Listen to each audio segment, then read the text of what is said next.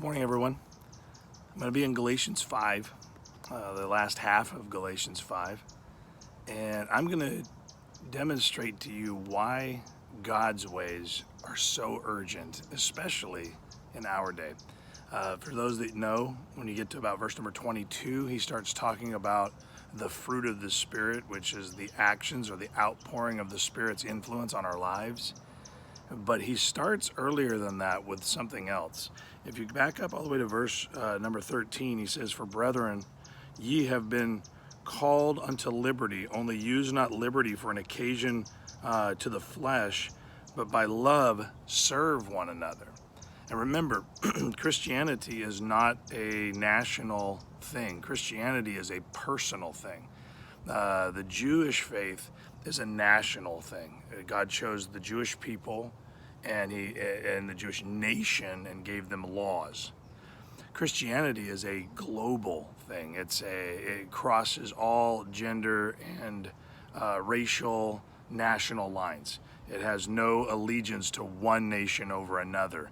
It is all equality: Jew, Gentile, Greeks, all the different ways they referred to all the other people in the world. That's what Christianity is. And it tells us that each one of us has been given a liberty, which we would call that here in the United States. We're free. It's our freedoms. And it says, but you can't use your freedoms to make you feel better about you. It's not about you having all these things and others not. I'm imagining that you can see the climate of our nation right now, and you can see that we need the outpouring of the fruit of the Spirit from the believers in our world. We don't need a lot of rhetoric against those that are making a mess out there.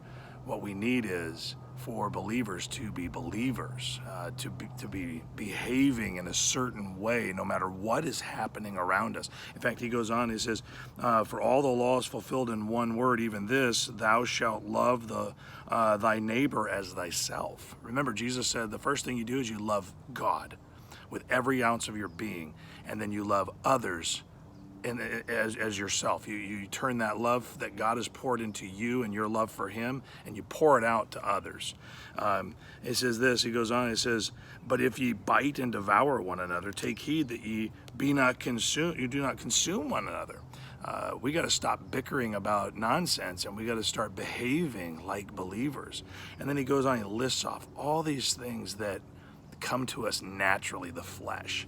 And then in verse number 22, he gives us the things that are supernaturally in the believer, if the believer is actually a believer. Look what it says here in verse number 22.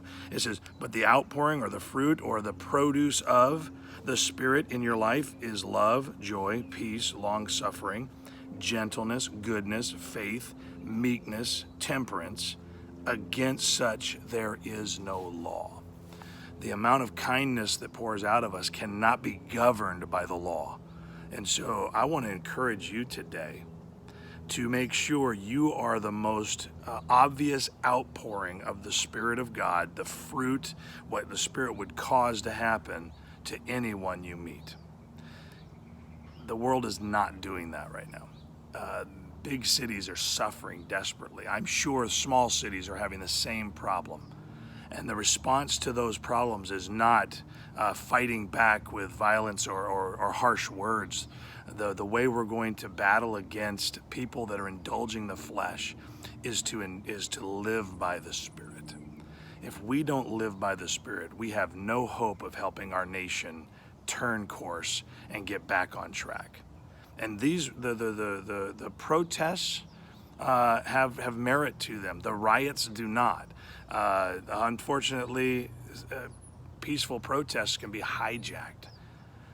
But we have to make sure that we as believers are contributing the fruits of the Spirit to every volatile situation. And so I want to encourage you today. Let the Spirit of God pour out of you. We can talk about all the error of everything that everybody's doing, but that's not what the Bible tells us to do. The Bible tells us to live out the Spirit. Let it flow. Let it show in our behavior. If someone came to us and they plucked the fruit off of the tree of our lives, would they get poison or would they get spiritual nourishment? Even if they're not even a believer, they can get spiritual nourishment from us. Think about how many times people have come to you for counsel and encouragement, and they don't even agree with you on the issues of faith. Let's be that outpouring today in our communities wherever we might go. We have no reason to fear if we're walking in the Spirit. And so I want to encourage you today, walk in the Spirit, and you will not fulfill the lusts of the flesh. Have a great day.